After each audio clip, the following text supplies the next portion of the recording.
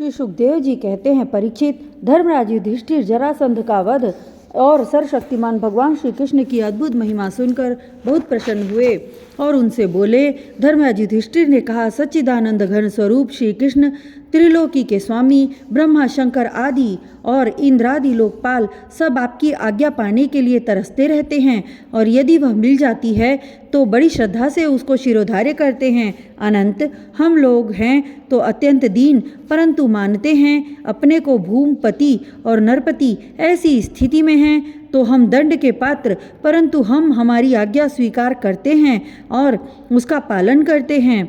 परंतु आप हमारी आज्ञा स्वीकार करते हैं और उसका पालन करते हैं। सर्वशक्तिमान कमल नयन भगवान के लिए यह मनुष्य लीला का अभिनय मात्र है।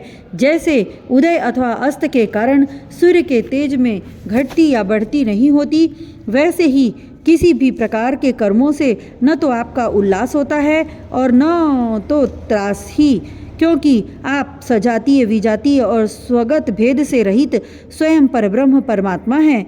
किसी से पराजित न होने वाले माधव, यह मैं हूँ और यह मेरा है तथा यह तू है और यह तेरा, इस प्रकार की विकार युक्त बुद्धि, भेद बुद्धि तो पशुओं की होती है।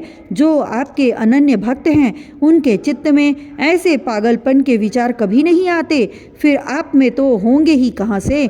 इसलिए आप जो कुछ कर रहे हैं वह लीला ही लीला है। श्री सुखदेव जी कहते हैं, परीक्षित, इस प्रकार कहकर धर्मराज युधिष्ठिर ने भगवान श्री कृष्ण की अनुमति से यज्ञ के योग्य समय आने पर यज्ञ के कर्मों में निपुण वेदवादी ब्राह्मणों को ऋत्विज, आचार्य आदि के रूप में वर्ण किया। उनके नाम ये हैं, श्री कृष्ण द्वैपायन, व्यासदेव, भरद्वाज, सुमंतु, गौतम, असित, वशिष्ठ, च्यवन, कर्ण, मैत्रेय, कवश, त्रित, विश्वामित्र, वामदेव, सुमति, जैमिनी, क्रतु, पैल, पराशर, गर्ग, वैशंपायन, अथर्वा, कश्यप, धौम्य, परशुराम, शुक्राचार्य, आसुरी, विधिहोत्र, मधुछंदा, वीरसेन और अकृतिव्रण। इसके अतिरिक्त धर्मराज ने द्रोणाचार्य, भीष्म पितामह, कृपाचार्य, धृतराष्ट्र और उनके दुर्योधन आदि पुत्रों और महामती विदुर आदि को भी बुलवाया। राजन, राजसु यज्ञ का दर्शन करने के लिए देश के सब राजा, उनके मंत्री तथा कर्मचारी, ब्राह्मण, क्षत्रिय, वैश्य, शूद्र सब के सब वहाँ आए। इसके बाद ऋत्विज ब्राह्मणों ने सोने के हलों से यज्ञ भूमि को जुतवाकर राजा युधिष्ठिर को शास्त्रानुसार यज्ञ की दीक्षा दी। प्राचीन काल में जैसे वरुण देव के यज्ञ में सब के सब यज्ञ पात्र सोने के बने हुए थे, वैसे ही युधिष्ठिर के यज्ञ में भी थे। पांडुनंदन महाराज युधिष्ठिर के यज्ञ में निमंत्रण पाकर ब्रह्मा जी, शंकर जी, इंद्रादि लोकपाल अपने गणों के साथ सिद्ध और गंधर्व, विद्याधर, नाग, मुनि, यक्ष, राक्षस, पक्षी, किन्नर, चारण, बड़े बड़े राजा और रानियां, ये सभी उपस्थित हुए। सब ने बिना किसी प्रकार के कौतूहल के यह बात मान ली कि राजसु यज्ञ करना युधिष्ठिर के योग्य ही है, क्योंकि भगवान श्री कृष्ण के भक्त के लिए ऐसा करना कोई बहुत बड़ी बात नहीं है। उस समय देवताओं के समान तेजस्वी याचकों ने धर्मराज युधिष्ठिर से विधि पूर्वक राजसु यज्ञ कराया, ठीक वैसे ही जैसे पूर्व काल में देवताओं ने वरुण से करवाया था। सोमलता से रस निकालने के दिन महाराज युधिष्ठिर ने अपने परम भाग्यवान याजकों और यज्ञ कर्म की भूल चूक का निरीक्षण करने वाले सदस्यपतियों का बड़ी सावधानी से विधि पूर्वक पूजन किया। अब सभासद लोग इस विषय पर विचार करने लगे कि सदस्यों में सबसे पहले किसकी पूजा अग्र पूजा होनी चाहिए। जितनी मति उतने मत, इसलिए सर्वसम्मति से कोई निर्णय न हो सका। ऐसी स्थिति में सहदेव ने कहा, यदुवंश शिरोमणि भक्तवत्सल भगवान श्री कृष्ण ही सदस्यों में सर्वश्रेष्ठ और अग्र पूजा के पात्र हैं, क्योंकि यही समस्त देवताओं के रूप में हैं और देश काल धन आदि जितनी भी वस्तुएं हैं उन सब के रूप में भी यही हैं। यह सारा विश्व श्री कृष्ण का ही रूप है। समस्त यज्ञ भी श्री कृष्ण स्वरूप ही हैं।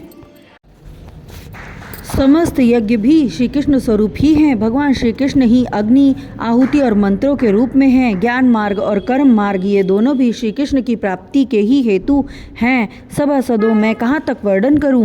भगवान श्री कृष्ण वह एक रस अद्वितीय ब्रह्म है जिसमें सजातीय विजातीय और स्वगत भेद नाम मात्र का भी नहीं है। यह संपूर्ण जगत उन्हीं के स्वरूप हैं।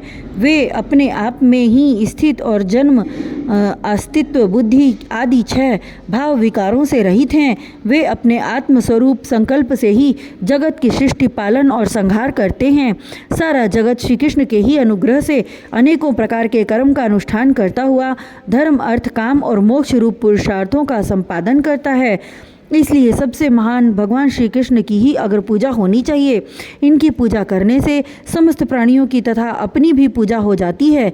जो अपने दान धर्म को अनंत भाव से युक्त करना चाहता हो, उसे चाहिए कि समस्त प्राणियों और पदार्थों के अंतरात्मा भेदभाव रहित परम शांत और परिपूर्ण भगवान श्री कृष्ण को ही दान करे। परीक्षित सदैव भगवान की महिमा और उनके प्रभाव को जानते थे। इतना कहकर वे चुप हो गए। उस समय धर्मराज युधिष्ठिर की यज्ञ सभा में जितने सत्य पुरुष उपस्थित थे, सबने एक स्वर से बहुत ठीक कहा कहकर सहदेव की बात का समर्थन किया।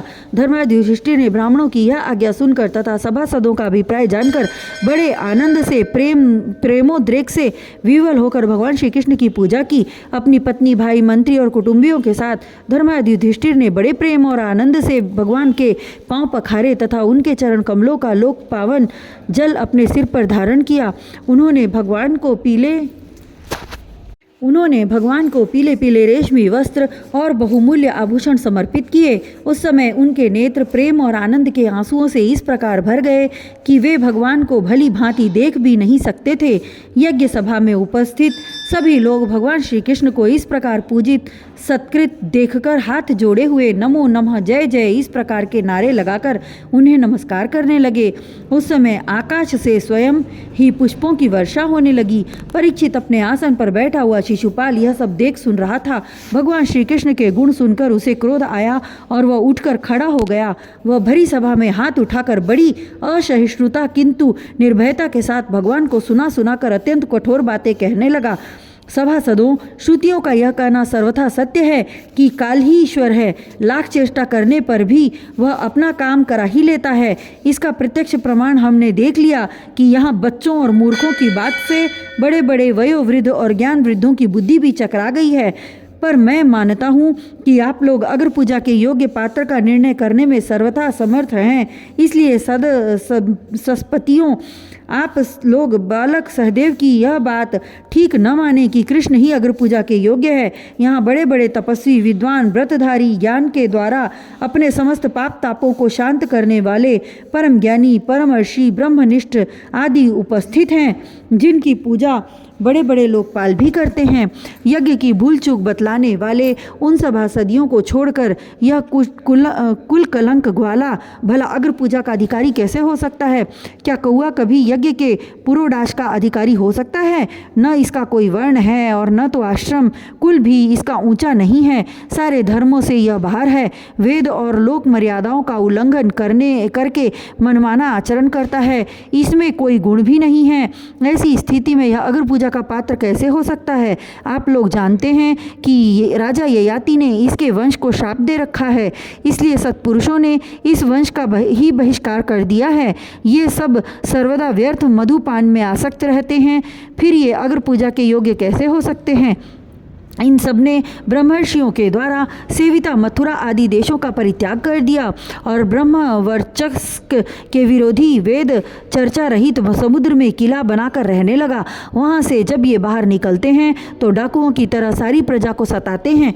परीक्षित, सच पूछो तो शिशुपाल का सारा शुभ नष्ट हो चुका था। इसी से उसने और भी बहुत सी कड़ी कड़ी बातें भगवान श्री कृष्ण को सुनाई, परंतु जैसे सिंह कभी सियार की हुआ पर ध्यान नहीं देता, वैसे ही भगवान श्री कृष्ण चुप रहे। उन्होंने उसकी बातों का कुछ भी उत्तर न दिया। परंतु सभासदों के लिए भगवान की निंदा सुनना असह्य था। उनमें से कई अपने अपने कान बंद करके क्रोध से शिशुपाल को गाली देते हुए बाहर चले गए। परीक्षित, जो भगवान की या भगवत परायण भक्तों की निंदा सुनकर वहाँ से हट नहीं जाता, वह अपने शुभ कर्मों से च्युत हो जाता है और उसकी अधोगति होती है। परीक्षित, अब शिशुपाल को मार डालने के लिए पांडव, वत्स्य केकय और श्रृंजय वंशी नरपति क्रोधित होकर हाथों में हथियार ले उठ खड़े हुए, परंतु शिशुपाल को इससे कोई घबराहट न हुई। उसने बिना किसी प्रकार का आगा पीछा सोचे अपनी ढाल तलवार उठा ली और वह भरी सभा में श्री कृष्ण के पक्षपाती राजाओं को ललकारने लगा। उन लोगों को लड़ते झगड़ते देख भगवान श्री कृष्ण उठ खड़े हुए। उन्होंने अपने पक्षपाती राजाओं को शांत किया और स्वयं क्रोध करके अपने ऊपर झपटते हुए शिशुपाल का सिर छुरे के समान तीखी धार वाले चक्र से काट लिया। शिशुपाल के मारे जाने पर वहां बड़ा कोलाहल मच गया। उसके अनुयायी नरपति अपने अपने प्राण बचाने के लिए वहां से भाग खड़े हुए। जैसे आकाश से गिरा हुआ लूक धरती में समा जाता है, वैसे ही सब प्राणियों के देखते देखते शिशुपाल के शरीर से एक ज्योति निकलकर भगवान श्री कृष्ण में समा गई। परीक्षित, शिशुपाल के अंतःकरण में लगातार 3 जन्म से बैर भाव की अभिवृद्धि हो रही थी और इस प्रकार बैर भाव से ही ध्यान करते करते वह तन्मय हो गया, पार्षद हो गया। सच है, मृत्यु के बाद होने वाली गति भाव ही कारण है। मृत्यु के बाद होने वाली गति में भाव ही कारण है। शिशुपाल की सद्गति होने के बाद चक्रवर्ती धर्मराज युधिष्ठिर ने सदस्यों और ऋतुजों को पुष्कल दक्षिणा दी तथा सबका सत्कार करके विधिपूर्वक यज्ञांत स्नान अवभृत स्नान किया। परीक्षित, इस प्रकार योगेश्वर भगवान श्री कृष्ण ने धर्मराज युधिष्ठिर का राजसूय यज्ञ पूर्ण किया और अपने सगे संबंधी और सुहृदों की प्रार्थना से कुछ महीनों तक वहीं रहे। इसके बाद राजा युधिष्ठिर की इच्छा न होने पर भी सर्वशक्तिमान भगवान श्री कृष्ण ने उनसे अनुमति ले ली और अपनी रानियों तथा मंत्रियों के साथ इंद्रप्रस्थ से द्वारिकापुरी की यात्रा की। परीक्षित, मैं यह उपाख्यान तुम्हें बहुत विस्तार से 7वें स्कंध में सुना चुका हूँ कि बैकुंठवासी जय और विजय को सनकादिक ऋषियों के शाप से बार बार जन्म लेना पड़ा था। महाराज युधिष्ठिर राजसूय का यज्ञांत स्नान करके ब्राह्मण और क्षत्रियों की सभा में देवराज इंद्र के समान शोभायमान होने लगे।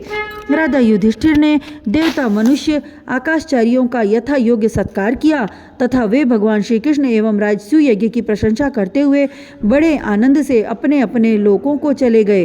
परीक्षित, सब तो सुखी हुए, परंतु दुर्योधन से पांडवों की यह उज्जवल राज्य लक्ष्मी का उत्कर्ष सहन न हुआ, क्योंकि वह स्वभाव से ही पापी, कलह प्रेमी और कुरुकुल का नाश करने के लिए एक महान रोग था। परीक्षित, जो पुरुष भगवान श्री कृष्ण की इस लीला का शिशुपाल वध, जरासंध वध, बंदी राजाओं की मुक्ति और यज्ञानुष्ठान का कीर्तन करेगा, वह समस्त पापों से छूट जाएगा। बोलो श्री कृष्ण भगवान की जय।